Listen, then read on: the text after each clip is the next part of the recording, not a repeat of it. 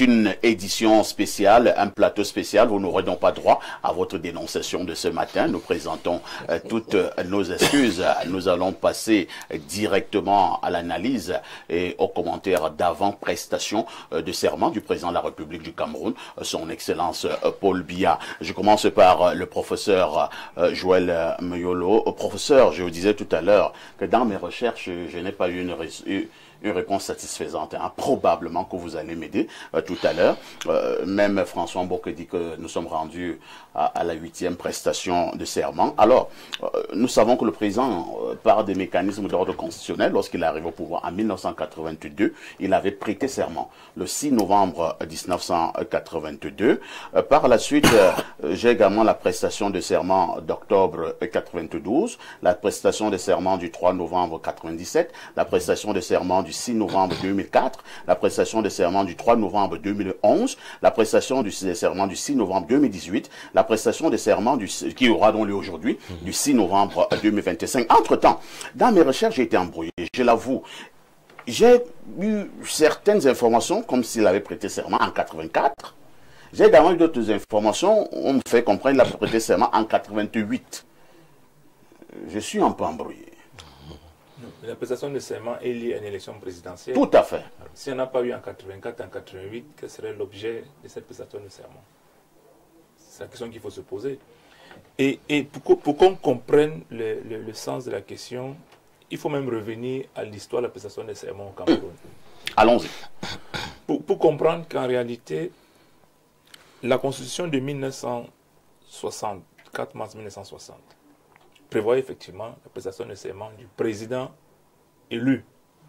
C'est-à-dire que dans la logique qu'un président, il y aura une élection présidentielle, on peut avoir plusieurs candidats et il y a un qui est élu. Tout à fait. En 61, la Constitution du 30 septembre 1961 gardait la logique de la prestation de serment. Mais avec une seconde probabilité, c'est celle que, en cas de vacances, le vice-président de la République, ou à défaut, le président de l'Assemblée nationale fédérale, pouvait prêter serment. Sauf que cette disposition disparaît avec la Constitution de 1972. Et donc, le président de la République n'a plus d'obligation sur le plan constitutionnel à prêter serment. Il n'y a plus cette obligation. Non, en fait, celui qui pourrait assurer la vacance n'a plus d'obligation à prêter serment. Cette disposition revient en 79. C'est-à-dire en 29 juin 79, quand le Premier ministre est fait successeur constitutionnel du président de la République. Et donc on impose désormais, il est désormais reconnu que le successeur constitutionnel peut prêter serment. Et c'est sur la base de cette révision constitutionnelle que le président Paul Biya, quand il passe président de la République, après la démission de Ahidjo, donc le 6 novembre 1982, sur la base de cette révision constitutionnelle, il peut donc prêter serment. Tout à fait. Et il va donc le faire chaque fois qu'il a été élu président de la République. C'est pour cela que la date de 1984, les dates de 1984 et de 1988 me pose un peu un problème, étant entendu que 1984, on fait certainement référence le coup d'État, à la tentative de coup d'État qui n'a pas eu lieu. Ouais. Et donc, pourquoi est-ce qu'il prêterait serment en ce moment? Et 1988 certainement, parce que en 88, il y a un phénomène spécial au Cameroun. C'est que le président de la République décide, dans le cadre, et ça avait été fait en 87, dans le cadre de l'élection municipale, décide en 1988, pour l'élection législative, d'ouvrir la compétition au sein du RDPC. Et de passer de 120 à 180 députés à l'Assemblée nationale. Peut-être que cet événement-là a amené certaines analyses, parce que c'était quand même quelque chose d'assez fort. Mais on pouvait évoquer 1989 avec la révision constitutionnelle qui repositionne le poste de Premier ministre qui va être effectif en 1990. Et donc, moi, je ne pense pas de façon formelle qu'il y aurait eu une prestation de serment en 84 et une autre en 1988. Merci. Et donc je suis d'avis que... Il y a eu des élections anticipées. Pas une élection présidentielle anticipée. C'est ça. Non, il n'y a pas une élection présidentielle anticipée. Il y a quelle... Si. Il n'a pas terminé le mandat d'Ahidjo. Il a fait une élection anticipée en 84, justement. En 84, à quel mois de Au 1984? mois de novembre, quelque chose comme ça, bien après. Parce qu'on parle d'une prestation de serment du 24 avril 1984. Quelque chose comme ça. De toute façon, il y a une élection anticipée après sa prise de fonction comme président. Il y a eu une élection anticipée qui n'était pas... enfin, il n'a pas été au bout du mandat pour lequel il a été désigné. Il a anticipé l'élection. D'accord, il y a Dr Hugo François Nana qui va aussi prendre la parole. Je vous ai dit comment ça m'a pas sans dans avoir pour cela une certitude absolue, j'étais déjà un adulte. Tout à fait. Un adolescent adulte, mais j'étais à l'école de journalisme. Et je sais, si mes souvenirs sont exacts, qu'on disait que le mandat du président de la République, là, c'est-à-dire pour avoir succédé à Ahidjo, le 6 novembre 82, que ce n'était pas son mandat. Il fallait donc qu'il ait son mandat, qu'il ait une légitimité démocratique. Parce qu'il y a une légalité constitutionnelle. Et je crois qu'il avait besoin d'une légitimité démocratique. Et il y a donc eu, bon, je peux me tromper, hein, mais il y aurait eu, je crois qu'il y a eu une élection. Est-ce que le fait qu'il soit le successeur constitutionnel n'amènerait pas à finir le mandat? Il a fini. Non, il n'a pas fini. Il n'a pas fini. Mais comme il y avait eu des problèmes avec son prédécesseur, il ne voulait pas que son mandat, le président Biya ne voulait pas ça peut m'échapper, que son mandat découle de cette constitution, de cette succession constitutionnelle-là. Il voulait une légitimité possible que lui octroie le peuple. Très bien. Docteur, vous allez garder le microphone. Hein. Oui. Nous allons continuer dans l'analyse, je le disais en ouverture. Lorsqu'on dit que nous prêtons serment, ou alors qu'un président de la République prête serment, c'est quoi la symbolique de la prestation de serment? La symbolique de la prestation de serment, de mon modeste point de vue, c'est que hier, nous étions candidats. Et nous n'étions pas candidats seuls.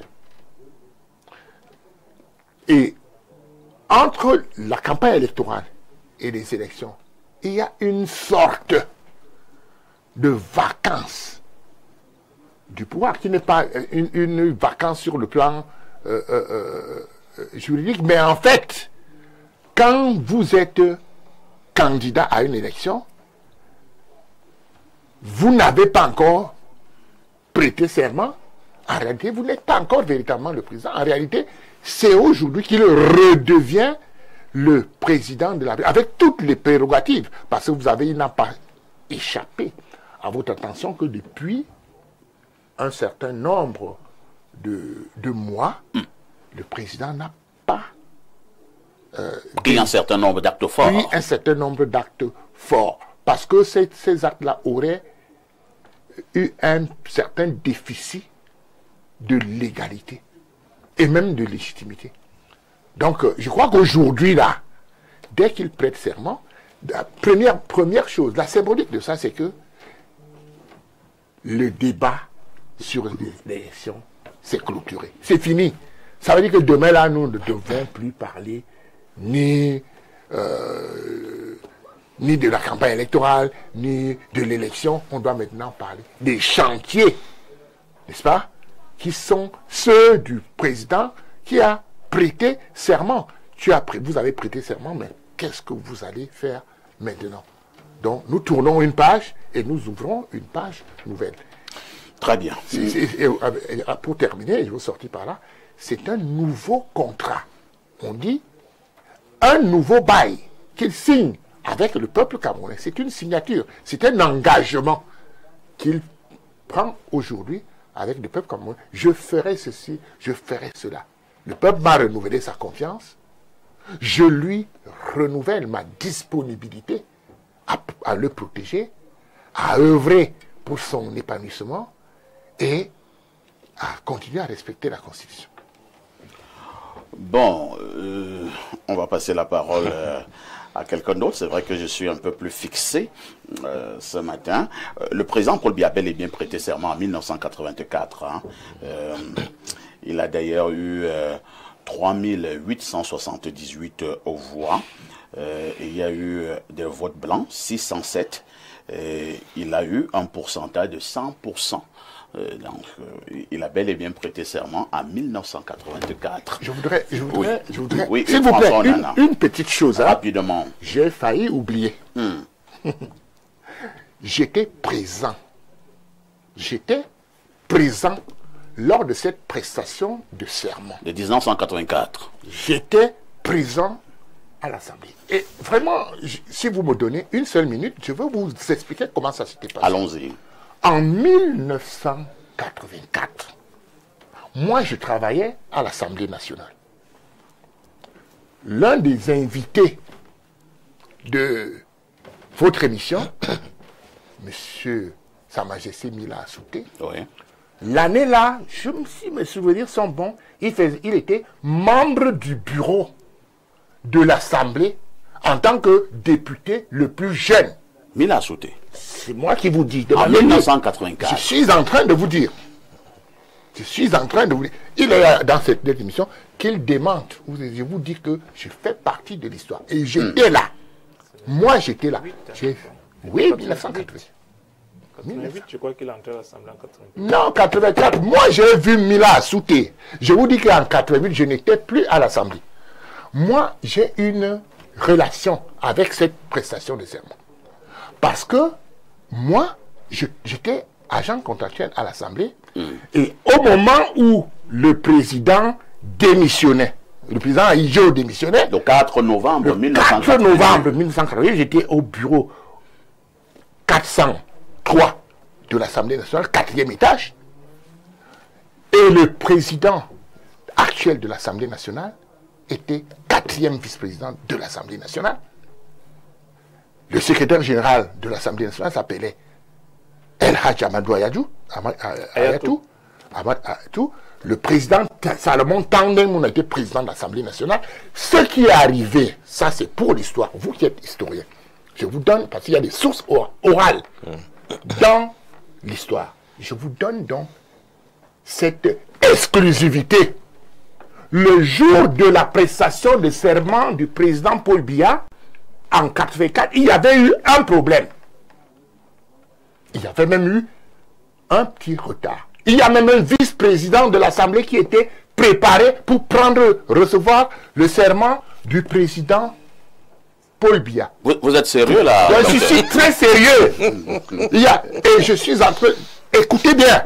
Et ceux qui sont au village là, il faut qu'ils écoutent. Parce que les étudiants en histoire, les enseignants d'histoire, qui prennent ça pour dire. Dites que c'est Hugues François Onana qui l'a dit. Je vous dis donc que le président de l'Assemblée nationale était absent du Cameroun. Président Salomon Tandeng Mouna. Le jour de la prestation. Il était en Suède.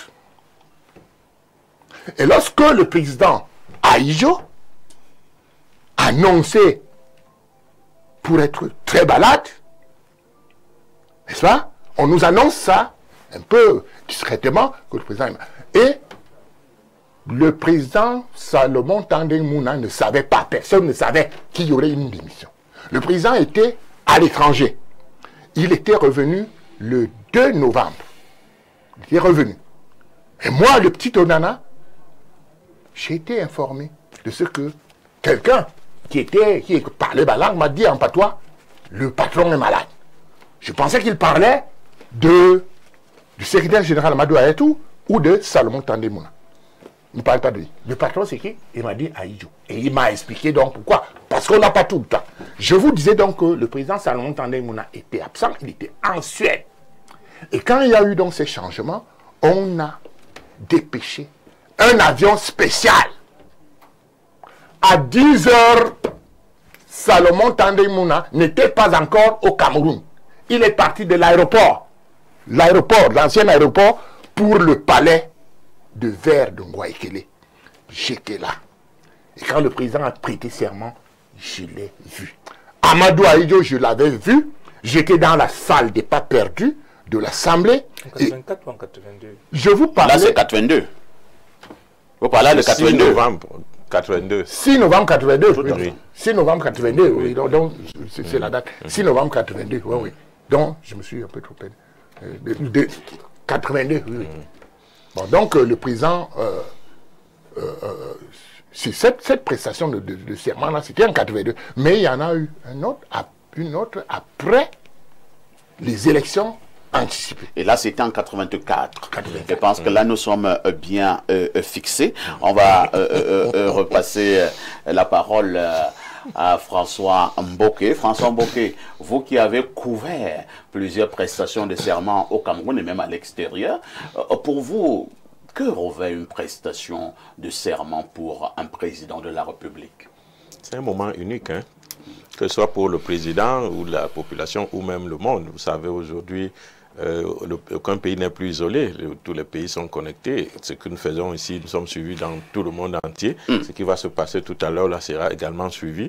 C'est pour cela que les gens qui représentent un État doivent être des gens dignes, parce qu'ils seront plus notés ou vus que sous le prisme local.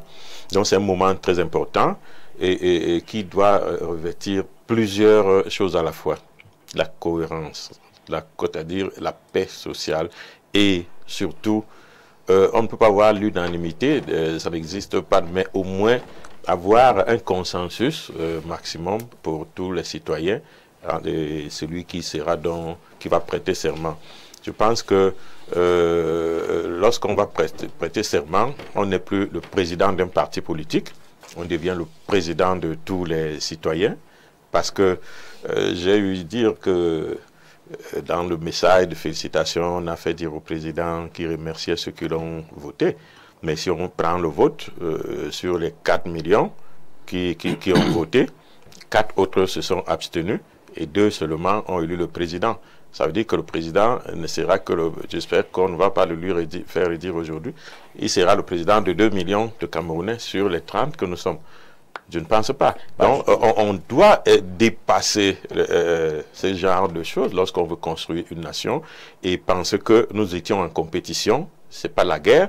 Il y a eu un vainqueur qui est aujourd'hui Paul Biya qui va prêter serment. Alors, il prête serment et il redevient le président de tous les citoyens camerounais du Cameroun et de la diaspora.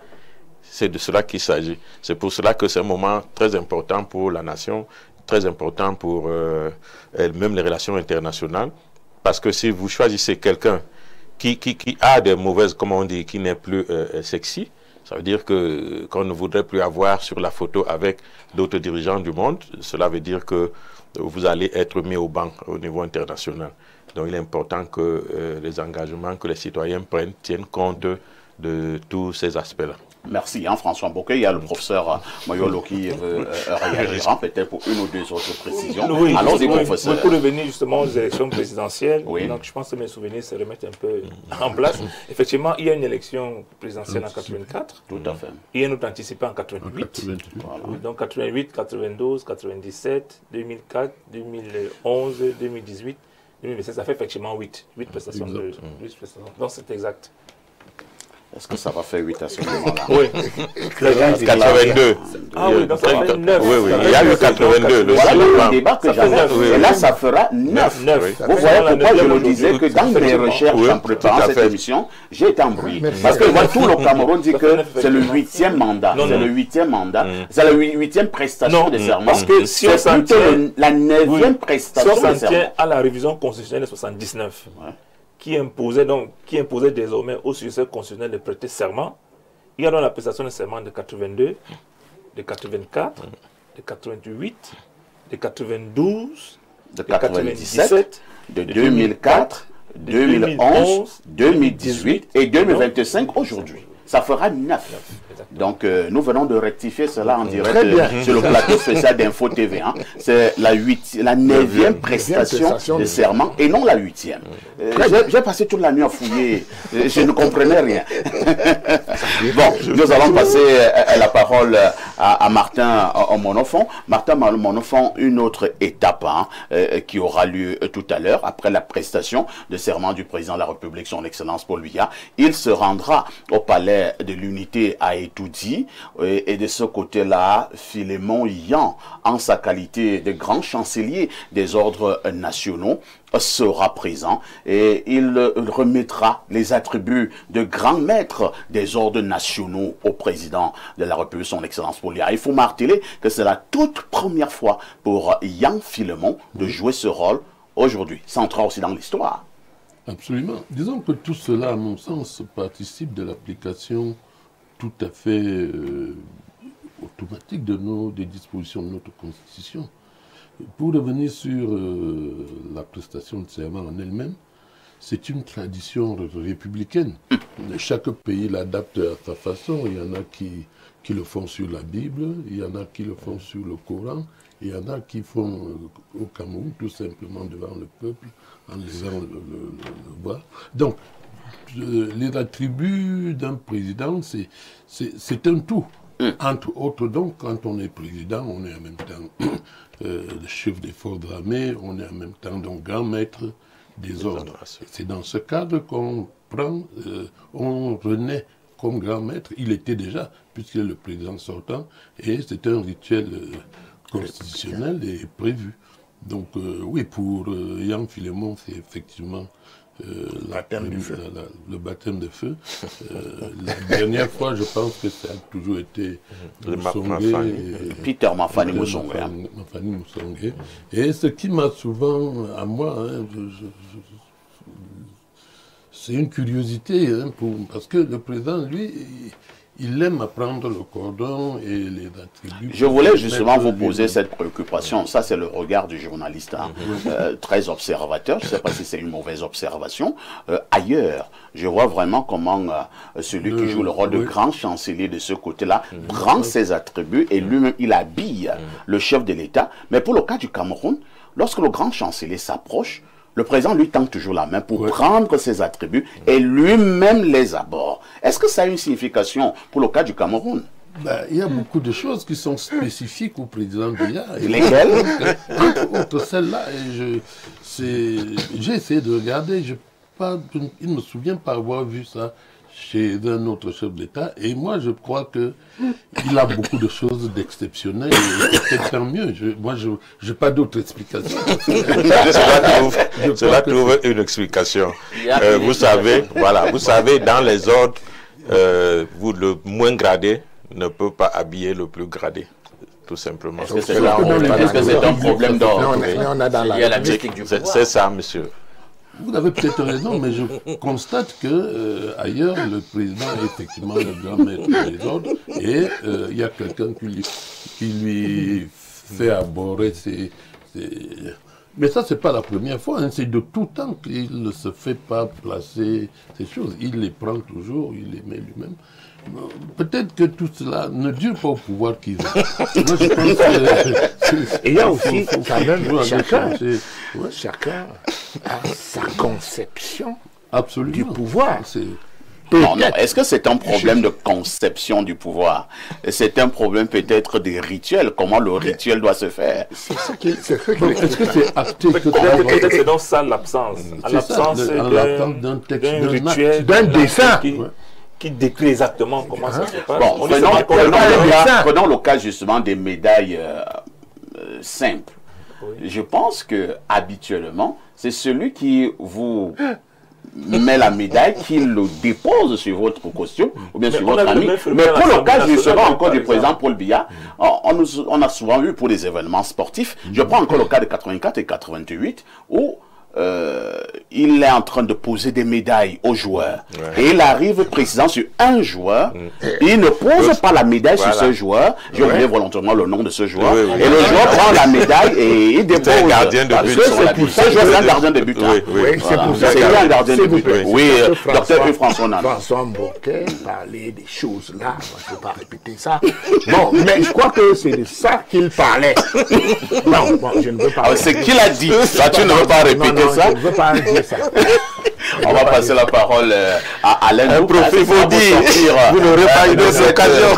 Ce sera pour sortir de cette symbolique également, de ces attributs des grands maîtres des ordres nationaux au Palais de l'Unité. C'est le deuxième grand moment fort de la prestation de serment. Nous l'avons dit, pour ce 6 novembre 2025, il s'agira pour Philémon Yan de remettre donc ses attributs au chef de l'État. Mais il ne va pas les poser lui-même, c'est le chef de l'État lui qui va s'habiller. Oui, forcément. Vous avez un commentaire à cela? Dans mon propos liminaire, mon mot, comment dire, de bien. Il est imprévisible. J'ai utilisé le substantif nominal rituelique. C'était à dessein. Parce que lorsqu'on parle de des grands ordres nationaux, etc., il y a la mystique du pouvoir, il faut que les gens le comprennent. Ah bon? Oui. Tout a un sens. Il y a l'exosens d'une cérémonie, d'un cérémoniel, d'un rituel républicain, et il peut avoir l'ésosens du même cérémoniel, du même rituel. Je vous prends un exemple. Puisqu'il y a des académiciens ici, ça tombe bien, vous savez, la cérémonie, comme on l'appelle, de passation de grade à l'université, les anglophones, toi qui es d'expression anglophone, graduation. Graduation, yeah. Les gens ne savent pas qu'au Moyen-Âge, en réalité, on s'est inspiré d'une cérémonie de passation de grade en maçonnerie pour adopter, en réalité, la cérémonie de passation de grade dans la sphère académique à l'université. Donc, ce n'est pas dénué de sens que le président Paul Biya, quand le grand chancelier des ordres nationaux s'approche, il veut le décorer, dans la symbolique de l'acte, on comprend, c'est même le bon sens, qu'il y a quelque chose qui donne une certaine supériorité à celui qui décore sur celui qui est décoré. Alors si dans la mystique du pouvoir, il sait qu'il vole trop haut par rapport à celui qui vient et doit faire le rituel, non, il va... Donne-moi ça. Moi, parce qu'après moi, il n'y a rien. Après moi, il n'y a rien, donc tu n'as pas ce qu'il faut pour me décorer.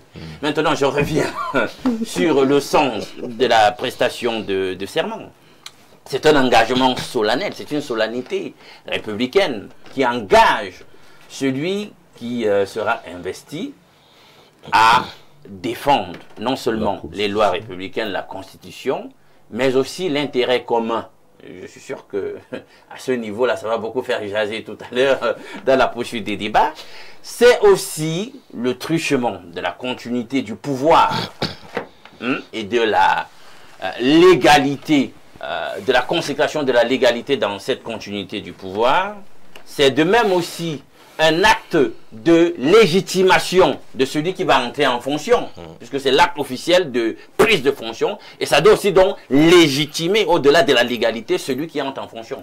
Bien maintenant, on sait, mon père tout à l'heure a dit, je ne veux plus qu'on parle après ça des problèmes liés à est-ce que machin, c'est François, voilà. L'élection, c'est fini.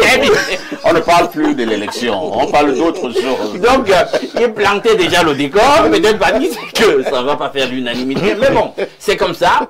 Et maintenant, on va faire un ancrage dans le capital confiance du peuple dans celui qui est investi.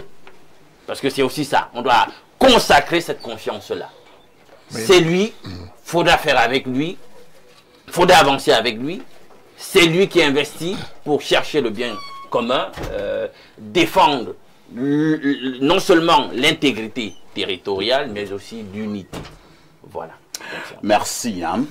Disons également, hein, nous allons également faire œuvre d'information, surtout parlant du contexte actuel au Cameroun. Après la prestation de serment, professeur Moyolo, il y aura 101 coups de canon qui seront lancés, peut-être attirer l'attention des uns des autres, de ne pas paniquer. Ouais. J'insiste sur le contexte. Donc, les 101 coups de canon, c'est également un autre rituel de pouvoir. Et vous nous en dites peut-être un peu plus. Écoutez, ça entre dans des pratiques qu'on a héritées de... même pas peut-être, qu'on a hérité des pratiques de ceux qui nous ont administrés. Pas dire qu'ils n'ont pas été colonisés, qu'ils nous ont administrés. Et je pense qu'il faut comprendre ça dans le sens de donner à celui qui arrive une certaine solennité. Les honneurs. Les honneurs, hein, vous savez, et ça entre dans la pratique. On a souvent vu avec les feux d'artifice qui sont là pour célébrer. Mais plus encore dans l'histoire, il faut revenir, il faut aller à l'Europe médiévale pour comprendre toutes ces symboliques-là. C'est-à-dire qu'on donne à celui qui arrive comme le patron, hein, comme à l'époque, comme le roi, comme le régnant, on lui fait des honneurs. Et donc dans le contexte qui est le nôtre, donc aujourd'hui, il y aura 101 coups de canon qui vont être tirés, je crois que c'est dans trois endroits différents. Hein, dans la ville. Et qui pourront peut-être faire paniquer, comme vous l'avez dit, le contexte oblige. Hein. C'est l'occasion d'appeler les populations au calme, hein, à éviter... Il ne faudrait pas que les gens commencent à courir dans tous les sens. Que finalement, ça a déjà commencé. Ça a commencé comme ça a été prévu. Donc, voilà. Je vais faire un clin d'œil à professeur Joël Moyolo. Puisque la prestation aussi de serment, c'est un engagement au respect de l'état de droit et du système démocratique que nous voulons construire. Alors, il ne faut pas croire, puisqu'on dit souvent, habituellement, que la démocratie, le concept à lui-même, nous le devons à la Grèce antique. Hein. Et on sait bien que philologiquement, les deux racines qui permettent d'avoir le mot démocratie sont grecques. Voilà. Et même la prestation de serment aussi, il y a une histoire de la prestation de serment qui, comme avec la démocratie, pourrait nous rattacher à la Grèce antique. On dit qu'il y avait des lois communes aux Athéniens à l'époque, et l'un des aspects de l'engagement au respect de ces lois communes athéniennes était marqué par un serment. Et on dit aussi, c'est pourquoi j'ai dit, puisque c'est l'histoire, je vais faire un clin d'œil au professeur. On dit aussi qu'il y avait un engagement athénien antique à respecter pendant 10 ans des lois qui leur avaient été données par Solon. Et il y avait donc aussi un serment lié à cet engagement à respecter pendant 10 ans les lois que leur avait données Solon. Alors, il faut même préciser. La seule dame de plateau n'a pas encore parlé. Hein. Je ne sais pas pourquoi vous étouffez cette dame. Nous allons faire un effort de lui passer la parole. Les dames ont également leur mot à dire lorsque nous parlons de la prestation de serment du président de la République. Alors, Madame Rioux, quel est votre regard de manière générale que vous jetez sur cette prestation de serment qui aura lieu dans très exactement 1 heure de temps? In 1 hour's time, the president of Cameroon will be taking another swearing-in ceremony as the president of Cameroon. En fait, my point of view is first, we have had 8 and of course 9 sessions where he swore to become and to remain the president of Cameroon. What is more particular about today is the ceremony. And as you said, people are in between 8 and 9.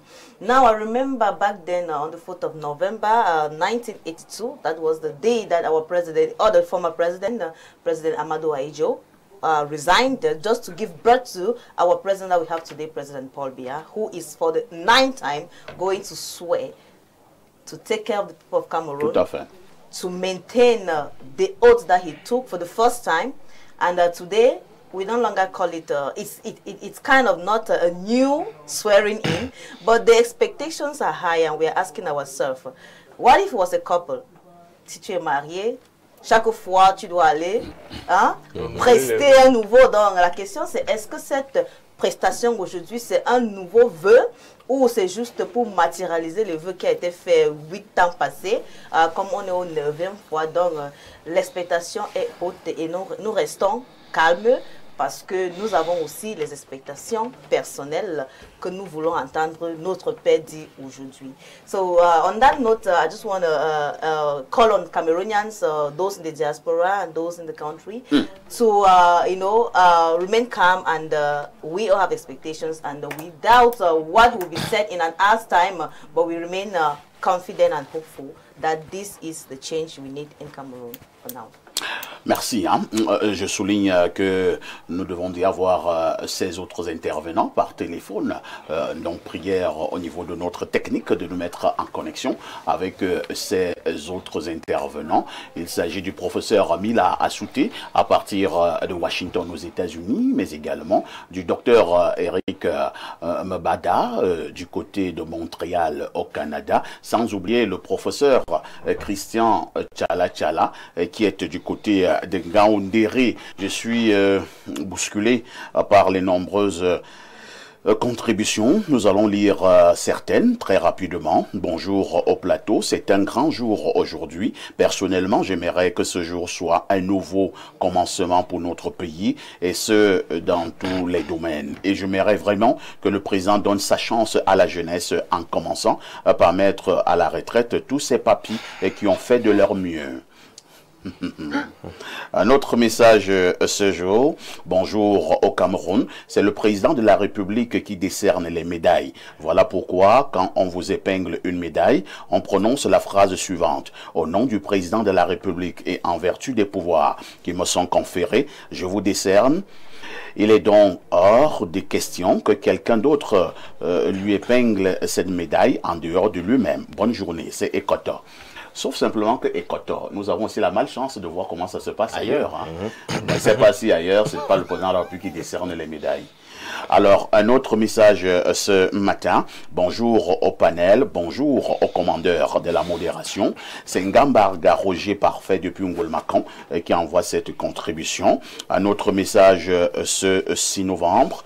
Bonjour le plateau. Dans la mystique et le symbolisme des ordres, il est dit que c'est le plus gradé qui peut couronner les néophytes. Mais si la personne qui sollicite l'onction n'a pas de plus gradé à côté, c'est plutôt un groupe de personnes qui le fait. Et pour le cas d'espèce, qui est le groupe de personnes? Je vous pose la question sur le plateau et je réponds. Le groupe de personnes ici, c'est le peuple camerounais qui, sur le point de vue mystique, est au-dessus du président de la République. Raison pour laquelle la personne mandatée par le peuple camerounais, qui sera représentée par Yang Finemon, qui devrait accrocher ce cordon au président de la République. Je dis bien qu'il devrait accrocher ce cordon au président de la République nouvellement élu, M. Paul Biya. Mais comme les gens ont peur de là, il n'a rien dit.